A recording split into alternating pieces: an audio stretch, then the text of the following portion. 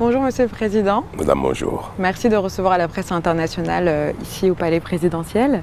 Merci d'accepter de répondre à nos questions. Au nom de mes consoeurs et de mes confrères, je voudrais aussi vous remercier pour l'invitation.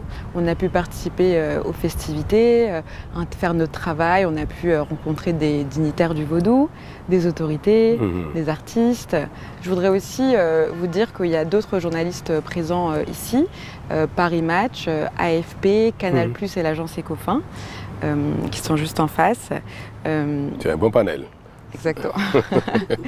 Donc je vais laisser la parole à ma consoeur de VOA Afrique pour la première question et ensuite on se répartira la parole. Puis à vous, madame. Merci Sadia. Moi, c'est Ginette Fleur-Adondé. Je suis la correspondante de VOA Afrique au Bénin. C'est le service francophone de la Voix de l'Amérique. Oui. Alors, Monsieur le Président, il y a presque 8 ans, vous avez déclaré que le Bénin va révéler au monde le patrimoine vaudou qui est si riche et intense. Alors, pourquoi le Bénin tient-il à révéler le vaudou au monde? Oh, c'est peut-être trop dit, révéler le vaudou au monde. Le monde connaît le vaudou. Vous savez, c'est une tendance spirituelle, religieuse, qui est assez connue déjà à travers le monde. Il se fait que le vaudou est parti essentiellement du Bénin. C'est vrai que la région du golfe du Bénin, qui est confine des deux civilisations Yoruba et Adjatado, a donné naissance ici donc sur nos terres à cette religion qui s'est exprimée largement dans l'Afrique au sud du Sahara, notamment à l'ouest jusqu'à l'Afrique centrale et un peu plus. Et après, par la traite des esclaves, s'est répandue au-delà de l'Atlantique. Et malheureusement, l'expansion des religions du livre, notamment du christianisme et de l'islam, a peint la religion vaudou tellement en noir que les Africains non seulement ont abandonné ce qui relève de leur propre identité, de leur histoire, de leur patrimoine, au profit des religions importées, ce qui n'est pas un drame parce que le monde est dynamique, la communauté humaine bouge beaucoup, change de pratiques, de culture et consorts et adopte d'autres modes de pensée, d'existence. Mais au plan communautaire, ce qui relève de l'identité doit pouvoir être préservé d'une certaine manière. Et ça, c'est utile pour que les communautés, dans le Conseil des Nations et dans la compétition mondiale, puissent s'exprimer avec tout leur plein potentiel. Malheureusement, comme je le disais tantôt, le vaudou a été victime un peu de l'assimilation des Africains par une autre civilisation. Et les religions portent les civilisations. Les religions sont en général le vecteur d'une culture, ou alors la résistance d'une culture. Donc l'Afrique a un peu perdu, notamment ce qui nous concerne, un peu perdu notre âme en cette matière. Même si, au plan spirituel, nous pensons que tout ce qui est de la religion aujourd'hui, nouvelle ou moderne, relève de la foi en un Dieu créateur, puis après en divers véhicules qui permettent de s'adresser à ce Dieu créateur. Pour les uns, c'est Jésus le Fils de Dieu, pour les chrétiens. Pour les musulmans, c'est le prophète Mahomet. Et pour les fidèles du vaudou, ce sont les divinités qui sont l'intermédiaire entre le Dieu créateur et les hommes. Donc nous partageons pratiquement la même valeur spirituelle, même valeur de la compréhension du monde et l'interaction, la relation entre les hommes et la nature et le créateur. Et d'ailleurs, en cette matière, je peux vous dire rapidement que voilà, la religion vaudou me paraît celle qui intègre vraiment la symbiose entre le créateur, les hommes et la nature globalement. Et puisque elle prône une relation intime, respectueuse et voire un peu dévolutive entre Dieu créateur et les hommes. La terre, l'eau, l'air, l'énergie, le soleil sont pour les fidèles du vaudou les éléments essentiels de la créature de Dieu, créateur, qui offre aux hommes l'existence et requiert leur respect pour l'harmonie sur terre. Et donc par déduction, constituent les éléments d'échange quotidien de l'homme avec le créateur. C'est tout, le vaudou c'est cela. Nous l'avons abandonné au profit d'autres philosophies spirituelles religieuses. Bon, ce n'est pas un problème, mais nous avons également un petit peu renoncé ou on a commencé à avoir même un peu honte de cette belle philosophie qu'est la philosophie africaine, la relation entre Dieu et les hommes. Et le vaudou se pratique parfois secrètement, ou alors on en a honte. Et beaucoup de nos compatriotes chrétiens ou musulmans ont un peu cette double pratique religieuse. En plein jour, ce qui relève de la religion importée, et puis plus discrètement, ce qui relève de notre identité réelle. Alors, nous avons dit que pour le rayonnement du Bénin, pour le développement, ce serait bien de reprendre corps dans notre propre identité. Et de révéler d'abord à nous-mêmes les valeurs du vaudou, sans compromettre la foi des uns et des autres. D'ailleurs, le vaudou ne convertit pas. Ce n'est pas une religion qui est expansionniste qui convertit. On adhère au vaudou quand on fait la démarche soi-même. Donc pour nous, quelles que soient les croyances actuelles des uns et des autres, il était utile de révéler à nous-mêmes d'abord les valeurs que porte le vaudou, l'harmonie que le vaudou requiert et instaure entre les hommes, la nature et le Dieu créateur, et de sorte à ce que nous puissions dans ce Conseil des Nations rétablir notre contribution à l'humanité, qui est donc cette autre façon de vivre une spiritualité, de vivre la relation entre les hommes et la nature et Dieu. Nous avons donc estimé que ce serait très bien que l'Afrique renouvelle un peu au monde ces valeurs-là, tout en vivant, pour ceux qui sont fidèles du vaudou, tout en vivant leur spiritualité pleinement, sans honte, sans gêne. Et par l'occasion, parvenir aussi à déconstruire tout ce qui a été à tort dit sur la religion vaudou en disant que cette religion est l'émanation du mal et qu'on sort tout ça. Bon, c'est normal, hein. L'expansion des religions passe par cela aussi, dénigrer, montrer que l'autre religion elle est mauvaise. Voilà un peu ce qui a guidé, à titre personnel, ma réflexion, puis après au niveau du gouvernement béninois, et maintenant au niveau de tout le Bénin, ce qui a guidé un peu notre volonté de réhabiliter les réelles valeurs du vaudou, et pour le tiers de notre population, pouvoir vivre cela pleinement et partager cela aussi avec le monde. Et tout ce qui est culturel, artistique, qui relève de soi, qui relève de l'identité qu'on partage avec le monde, aujourd'hui, nourrit le tourisme, qui est un secteur économique important. Donc vous voyez, la relation est vite faite entre rétablir notre identité, la retrouver, la partager avec le monde, et aussi développer de l'économie à partir de cela. Monsieur le Président, par rapport à tout ce que vous avez expliqué, par rapport aux difficultés justement et aux clichés concernant le vaudou, ne regrettez-vous pas qu'en Afrique justement, il n'y a que le Bénin? Quand on parle de vaudou, il n'y a que le Bénin. Ne regrettez-vous pas que cette religion n'intéresse pas plus d'autres pays d'Afrique, par exemple, qu'on ne voit pas la même effervescence chez vos voisins? C'est réel, on ne voit pas cette effervescence de renaissance du vaudou et des valeurs du vaudou. C'est regrettable. Parce que cette religion, cette philosophie religieuse spirituelle s'appelle le vaudou ici, mais bon, ça concerne l'Afrique de l'Ouest. Au Nigeria, on parle de Orisha, et plus loin, c'est d'autres appellations, mais ce n'est rien d'autre que la manière dont les hommes ont établi leurs relations avec eux-mêmes et avec Dieu dans toutes les régions du monde.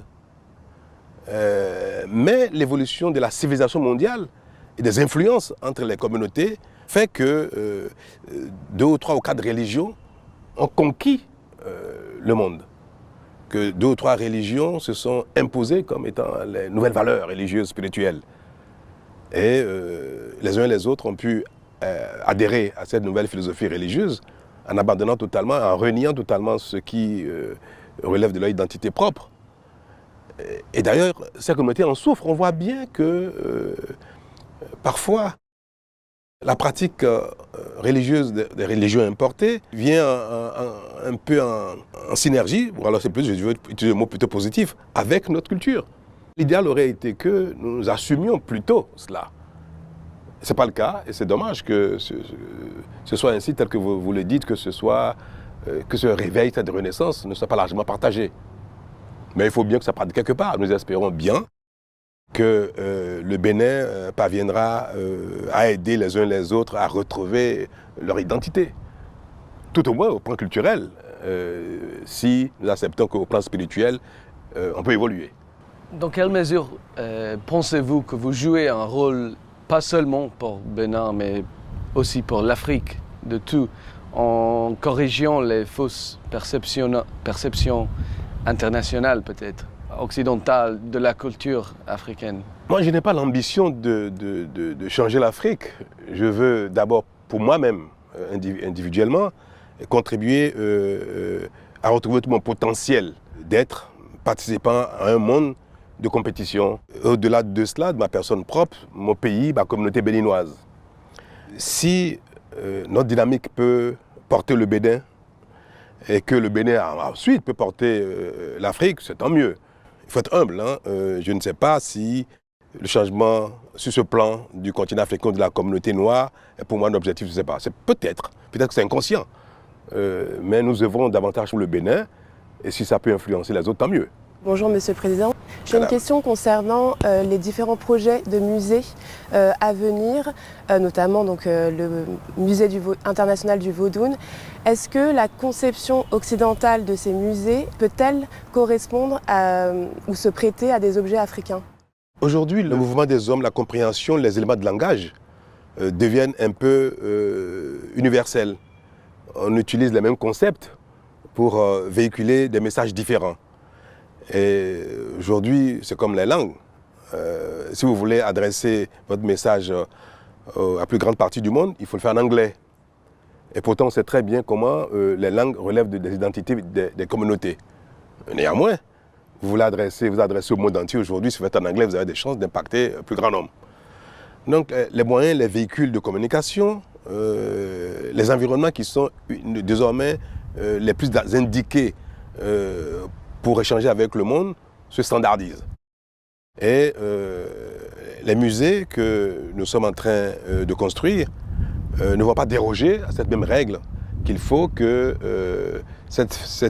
l'environnement dans lequel, les scénarios dans lesquels, ou la scénographie par laquelle nous allons faire découvrir à nouveau les valeurs du vaudou au monde entier, que tout cela soit standard et que ça facilite la perception par les autres communautés de ce que nous voulons leur révéler.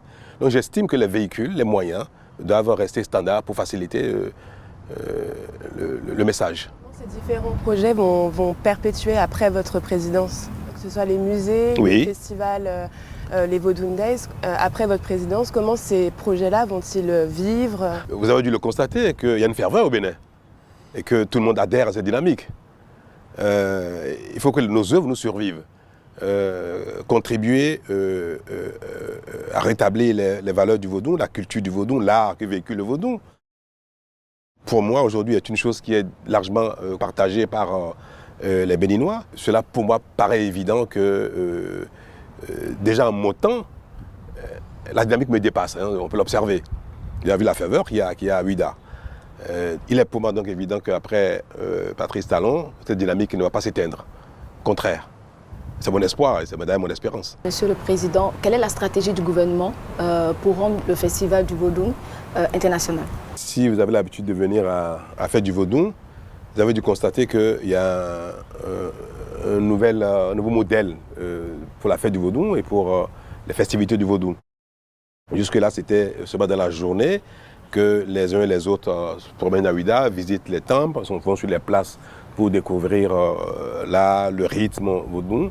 Mais depuis cette édition-ci, qui est la toute nouvelle de cette nouvelle dynamique, nous avons présenté aux participants une cérémonie vaudou. En termes de cérémonie, ce n'est pas vraiment un rituel vaudou, pas en tant que tel, mais c'est expliquer aux participants ce qu'est le vaudou, quels sont ces concepts aussi bien spirituels que sociologiques. Et par cela, notre intention est de simplement révéler entièrement au monde entier ce qu'est le vaudou, ce qu'est la pratique.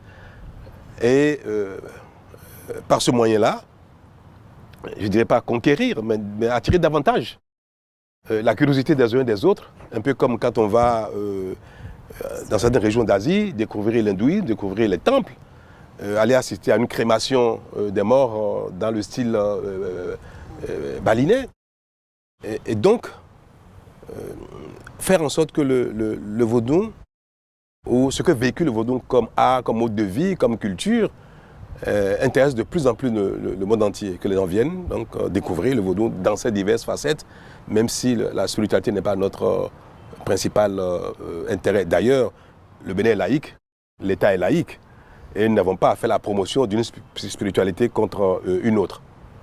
C'est bien pour ça que nous apprécions davantage sur le côté culturel, artistique, identitaire du vaudou, sans faire la promotion de la spiritualité vaudou.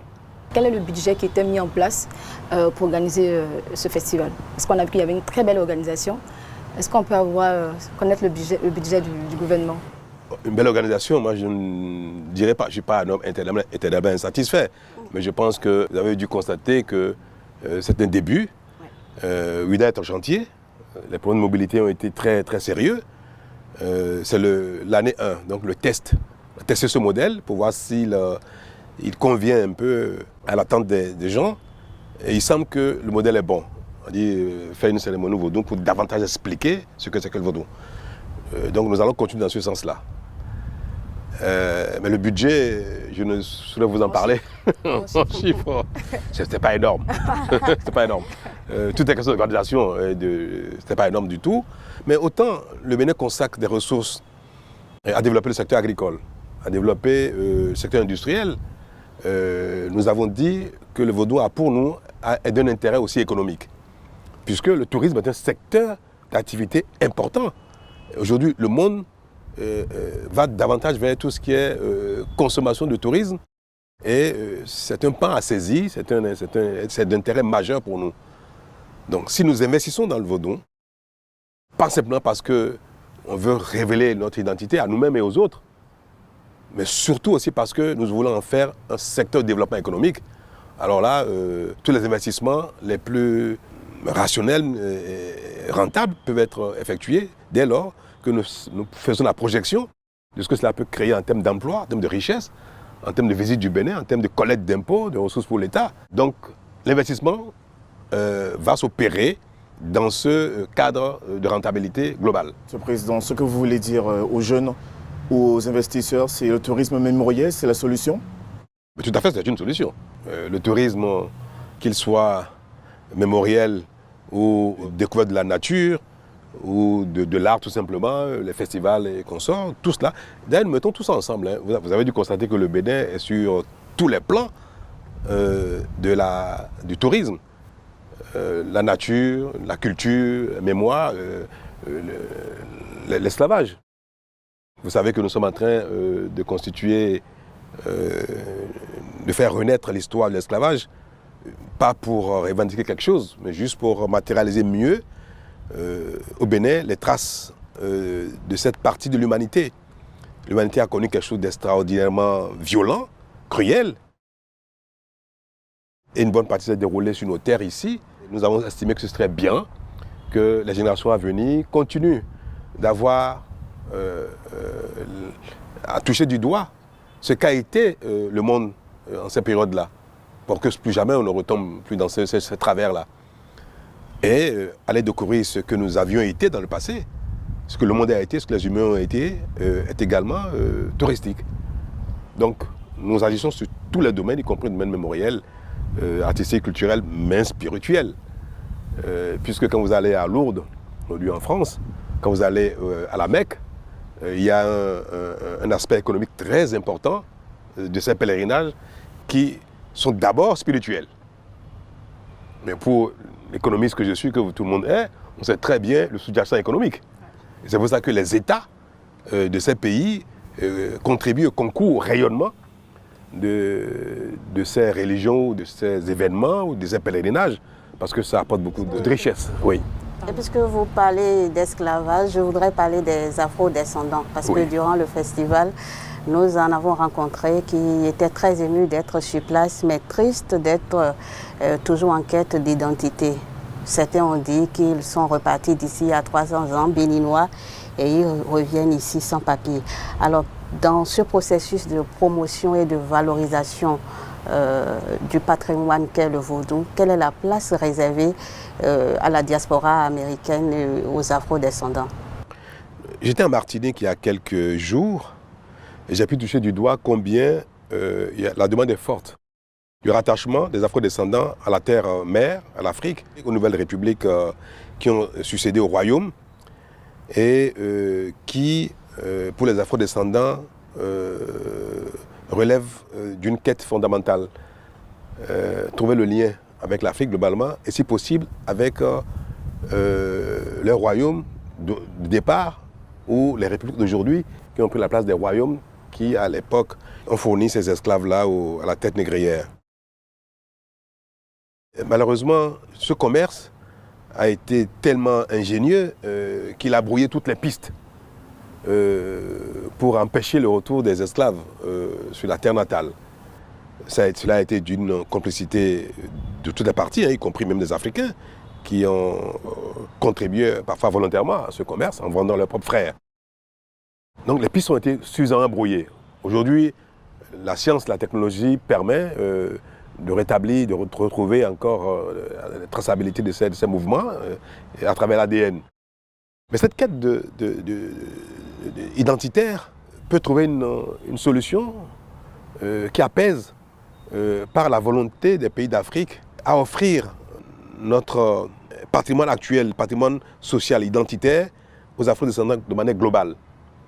C'est pour dire quoi, un afro-descendant de la Martinique, de la Guadeloupe, des Antilles ou de l'Amérique du Nord ou de la Jamaïque a un lien global avec l'Afrique, donc a un lien global avec le Bénin. Est-ce qu'il est impératif de savoir que ce Jamaïcain est venu du Bénin, du Ghana, du Sénégal, du Congo? Est-ce que d'origine, ses aïeux étaient plutôt mandingues ou Congo ou Yoruba ou Adja ou Fon?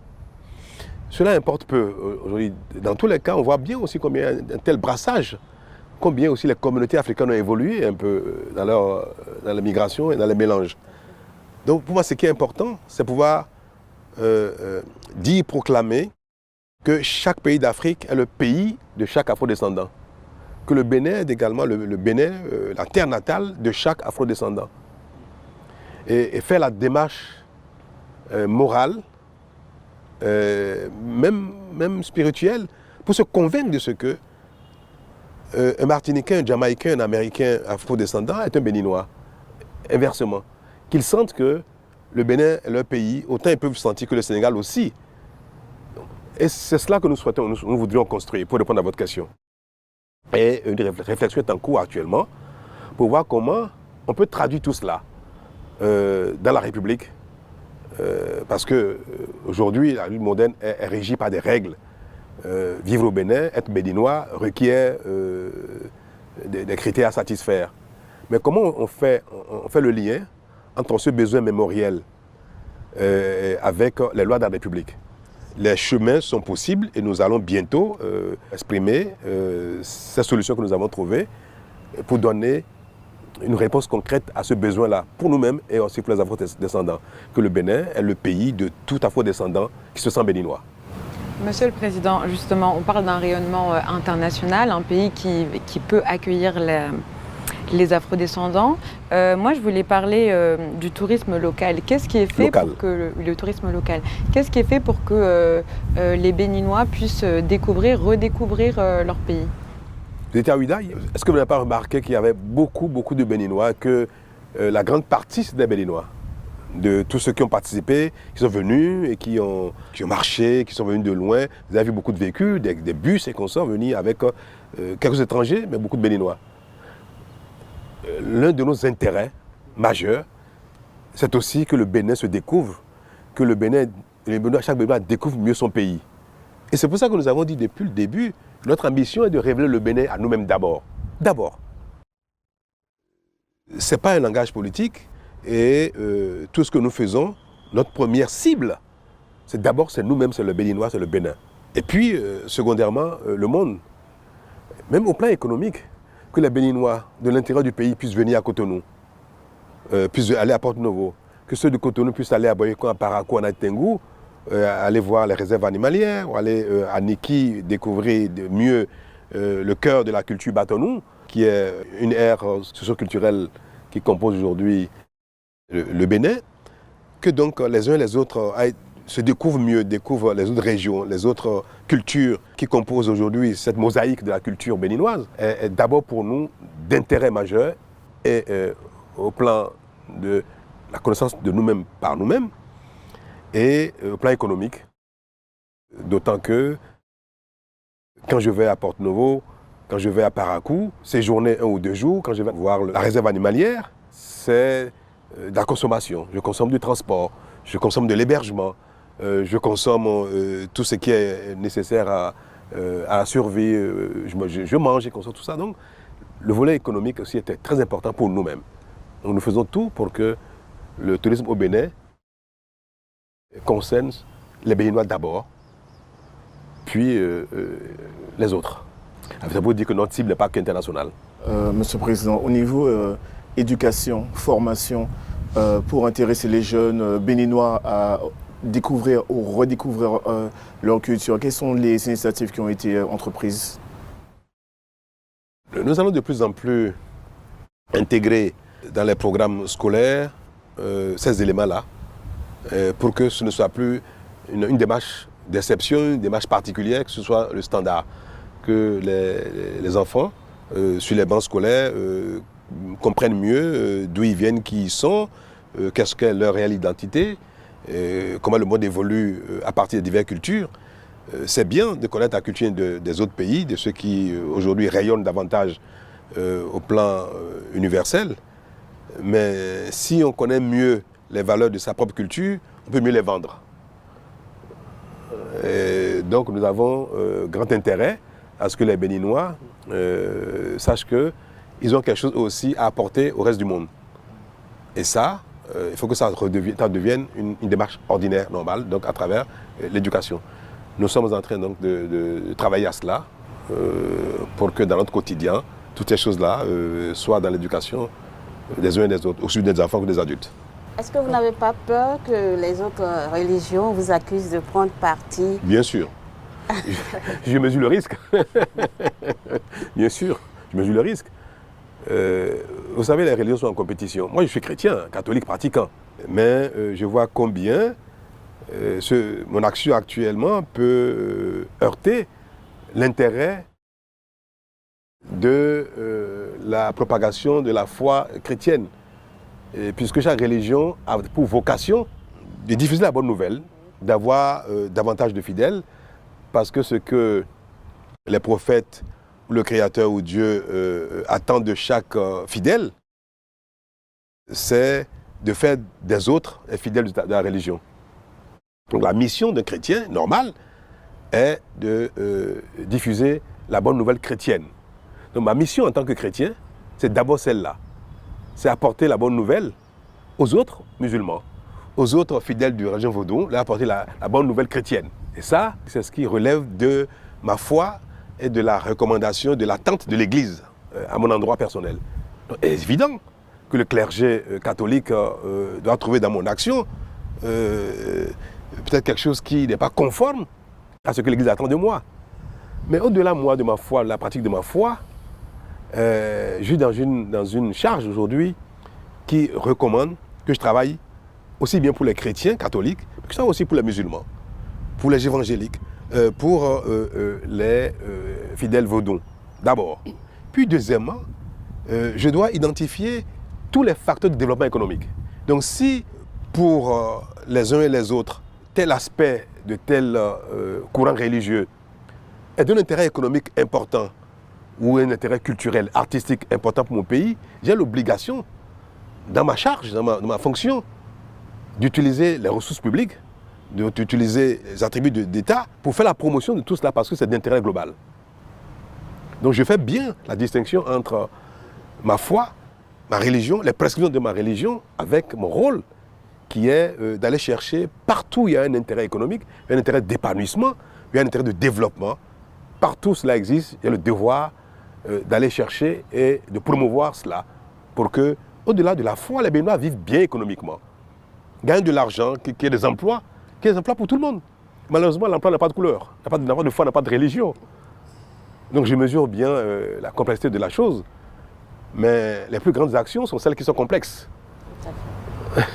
Monsieur le Président, on va passer le relais à ma collègue de Brut Afrique pour un nouveau format qui s'appelle le format selfie. Et vous êtes le premier président africain à vous prêter à ce jeu.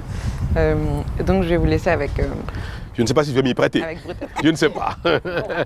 On m'a dit que vous êtes fan de Koffi Olomide et je pense que vous connaissez sa chanson Selfie. Donc, ce qu'on va faire en autre format, en interview avec vous. Est-ce que Monsieur le Président Dites-moi ce que je dois faire. Je me lève? Oui. Et voilà. Alors, très rapidement, moi, je salue, parce que cette vidéo sera vue par plusieurs personnes, plus précisément les jeunes. Et quand j'ai fini, je mets la caméra chez vous et puis je commence à vous poser des questions. Ah. Vous prêtez au jeu? On va essayer. Alors, c'est parti. Hello Brut, j'espère que vous allez bien, c'est Christiane et je suis en compagnie du président du Bénin, Monsieur Patrice Talon. Oui. Comment allez-vous, Monsieur le Je Président? vais très bien. Un peu fatigué parce que les 3 jours étaient un peu éprouvants pour moi. Ouais. Mais ça Justement, va. on va parler du festival du Vodun.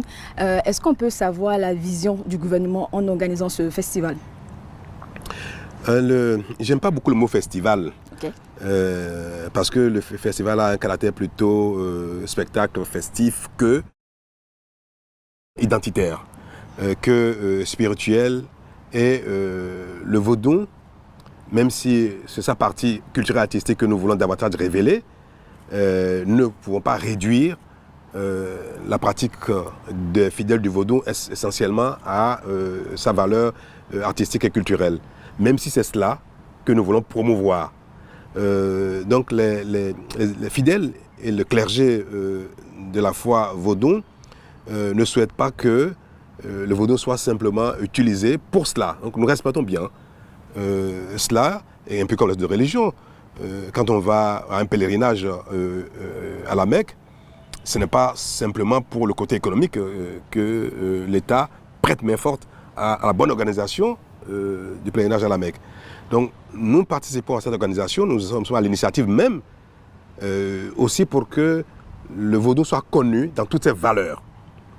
Valeurs sociétales, valeurs spirituelles, même si ce n'est pas pour convertir les autres au vaudou. D'accord. C'est pour ça que nous appelons cette période-là, d'abord la fête du vaudou, puis tout doucement nous appelons Vaudou Days. Et puis à la fin, on appelle ça la cérémonie vaudou, même œcuménique, la cérémonie vaudou. D'accord. Monsieur le Président, c'est quoi votre message à cette jeunesse-là qui a oublié sa culture, sa tradition surtout, et à cette jeunesse en général africaine, mais en particulier du Bénin? Quel est votre message? C'est simplement d'oser redécouvrir ces valeurs ancestrales, ce qu'a été la pratique religieuse, spirituelle de nos ancêtres, et qui continue de véhiculer les mêmes valeurs que les autres religions d'aujourd'hui.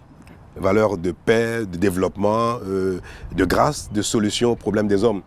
Et mon souhait est que les jeunes du Bénin et d'ailleurs redécouvrent ce vaudou avec toute sa beauté, ses grâces et ses valeurs. D'accord. Ouais. Donc pour terminer, oui. On ne peut pas parler de culture sans parler de sport. Et qui parle de sport, pas de foot. Oui, et qui parle de foot, pas de la Coupe d'Afrique des Nations. Oui. Malheureusement, l'équipe nationale du Bénin n'a pas été qualifiée. Prochaine édition. Ok. Donc, selon vous, qu'est-ce qui a manqué à l'équipe pour lier de son absence à cette 34e édition à Abidjan? Oui, le parcours de l'équipe de foot du Bénin, ces temps-ci, a pu s'essouffler, a pu montrer un certain essoufflement, parce que vous savez, la pratique du sport de manière globale au Bénin n'a pas reçu l'appui qu'il faut au niveau des pouvoirs publics pour son organisation, pour son développement, pour les investissements qui sont nécessaires. Nous commençons à le faire. Et c'est en matière de sport qu'un résultat n'est spontané. Donc nous savons très bien que nous ne sommes pas encore au niveau qu'il faut pour briller de manière permanente à toutes les éditions. Certes, nous avons pu l'être dans le passé, mais nous sommes conscients qu'il nous reste encore beaucoup à faire pour que le Bénin soit dans le top 10, top 10 final, pour pouvoir être présent, quelles que soient les éditions. Mais dans les prochaines, vous verrez, le Bénin sera toujours présent. D'accord, donc pour vous, qui va gagner la CAN à Abidjan? Je ne saurais le dire dans ma position. Ce serait, ce serait trop risqué. Et puis bon, je vais heurter beaucoup de gens. Donc je veux que le meilleur gagne. Ok, merci Monsieur le Président. Merci. Merci Monsieur le Président d'avoir accepté de répondre à nos questions. Merci bien. Vous avez dû vous rendre compte combien, pour une petite question parfois, il me faut beaucoup de temps pour vous répondre. Parce que le sujet est difficile et complexe. Et il faut choisir chaque occasion pour montrer le lien qu'il y a entre la culture, l'art, la spiritualité et les besoins de notre société. Ce n'est pas évident. C'est un exercice très difficile et je pense que on finira par trouver peut-être d'ici quelque temps le bon mot, le juste mot qu'il faut ou la phrase qu'il faut pour ne pas devoir parler autant pour faire comprendre. Nous aurons raison si nous réussissons à montrer que cette religion-là véhicule quelque chose en termes de valeur. Ça, je le répète souvent, parce que vous avez dit tout à l'heure, le vaudou a été peint en noir. On dit c'est le gris-gris, la sorcellerie, tout ce qui est maléfique. On nous l'a mis dans la tête et maintenant nous-mêmes nous le véhiculons. Il faut dédiaboliser d'abord à l'interne avant d'aller plus loin. Alors nous allons travailler à ça ensemble. Hein. D'accord. Je vais compter sur vous tous.